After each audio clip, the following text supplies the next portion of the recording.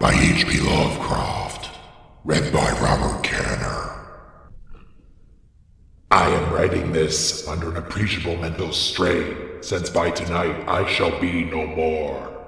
Penniless, and at the end of my supply of the drug, which alone makes life endurable, I can bear the torture no longer, and shall cast myself from this garret window into the squalid street below. Do not think from my slavery to morphine that I am a weakling or a degenerate.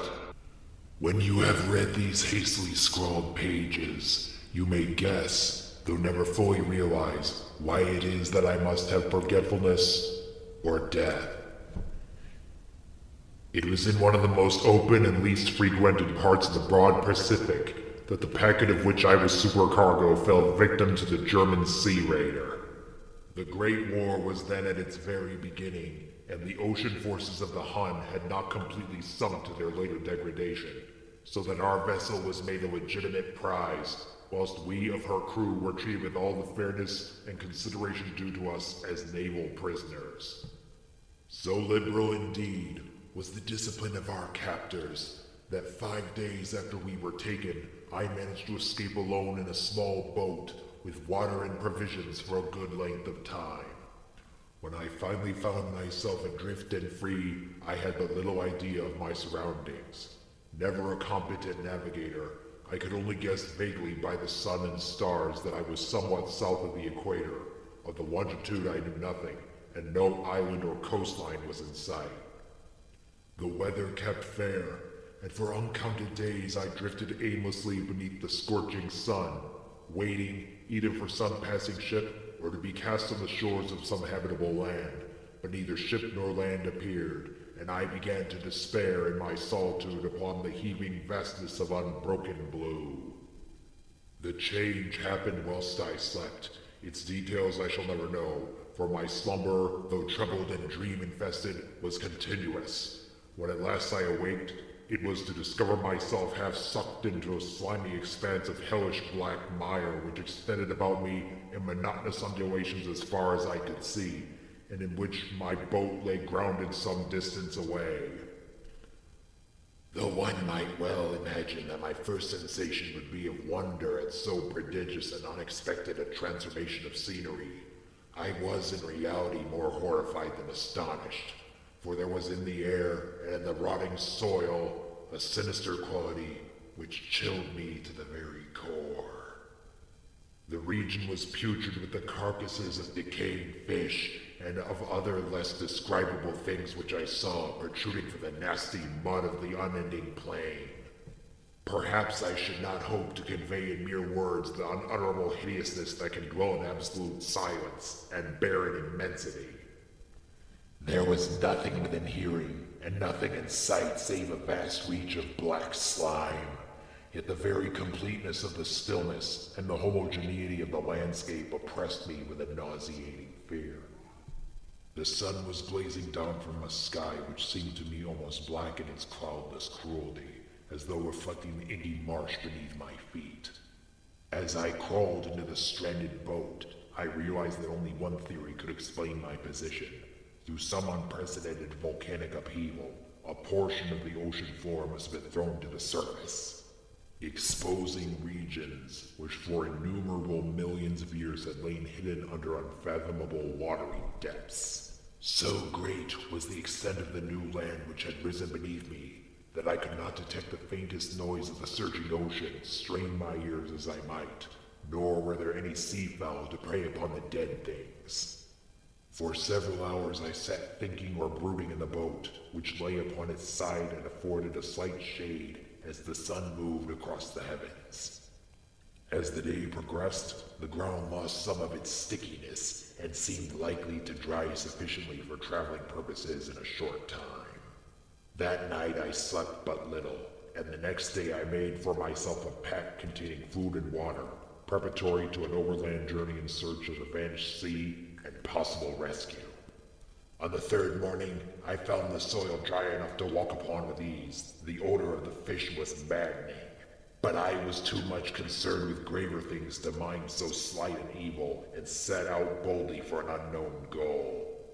All day I forged steadily westward, guided by a faraway hummock, which rose higher than any other elevation on the rolling desert. That night I encamped, and on the following day still traveled toward the hummock, though that object seemed scarcely nearer than when I had first espied it. By the fourth evening, I attained the base of the mound, which turned out to be much higher than it had appeared from a distance. An intervening valley setting it out in sharper relief from the general surface. Too weary to ascend, I slept in the shadow of the hill. I know not why my dreams were so wild that night, but ere the waning and fantastically gibbous moon had risen far above the eastern plain, I was awake in cold perspiration, determined to sleep no more. Such visions as I had experienced were too much for me to endure again, and in the glow of the moon, I saw how unwise I had been to travel by day. Without the glare of the parching sun, my journey would have cost me less energy. Indeed, I now felt quite able to perform the ascent which had deterred me at sunset. Picking up my pack, I started for the crest of the eminence. I have said that the unbroken monotony of the rolling plain was a source of vague horror to me. But I think my horror was greater when I gained the summit of the mound and looked down the other side into an immeasurable pit or canyon whose black recesses the moon had not yet soared high enough to illumine. I felt myself on the edge of the world, peering over the rim into a fathomless chaos of eternal night. Through my terror ran curious reminiscences of Paradise Lost and of Satan's hideous climb through the unfashioned realms of darkness. As the moon climbed higher in the sky, I began to see that the slopes of the valley were not quite so perpendicular as I had imagined.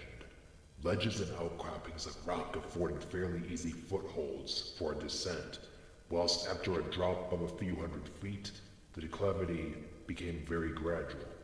Urged on by an impulse which I cannot definitely analyze, I scrambled with difficulty down the rocks and stood on the gentler slope beneath, gazing into the Stygian deeps where no light had yet penetrated.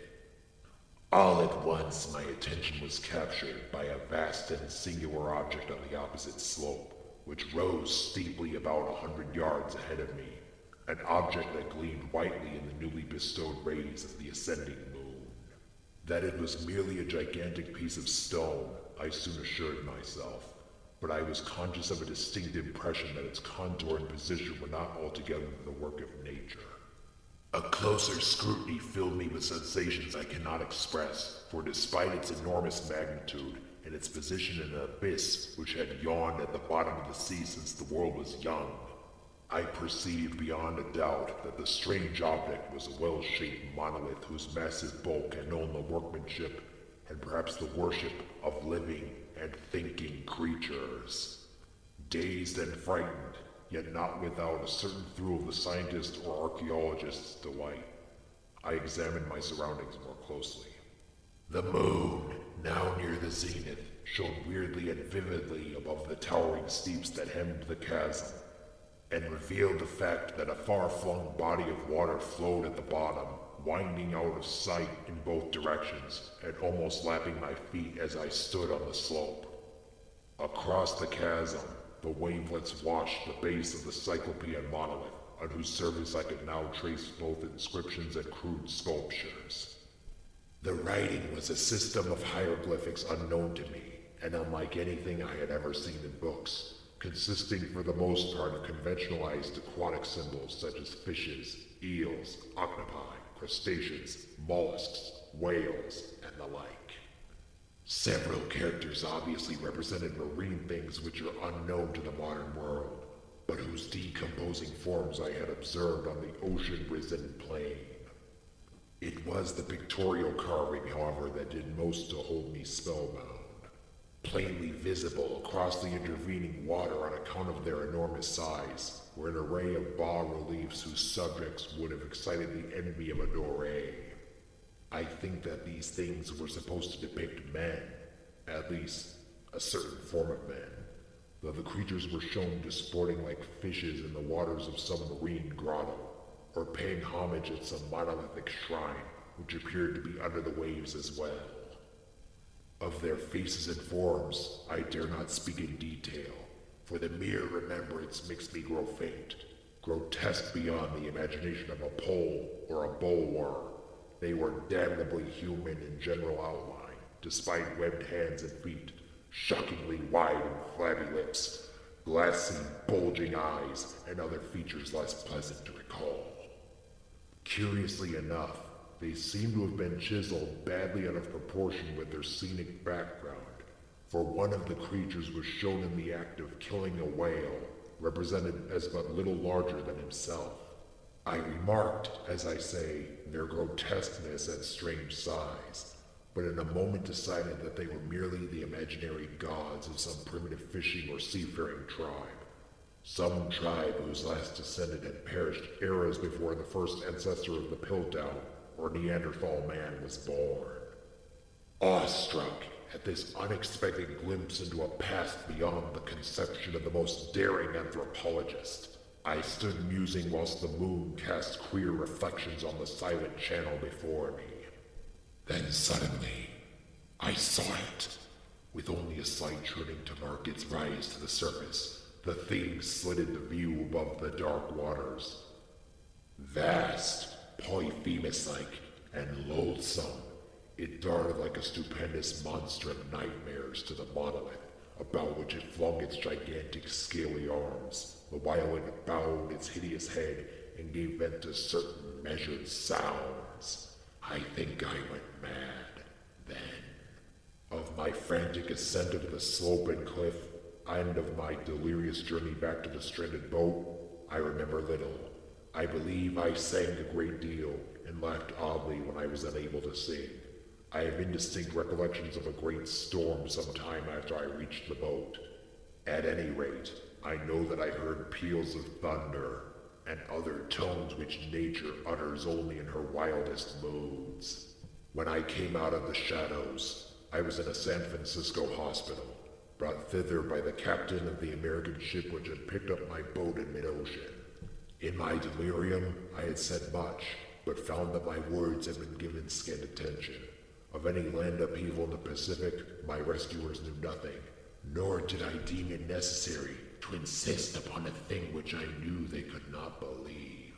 Once, I sought out a celebrated ethnologist and amused him with peculiar questions regarding the ancient Philistine legend of Dagon, the fish god, but soon perceiving that he was hopelessly conventional, I did not press my inquiries.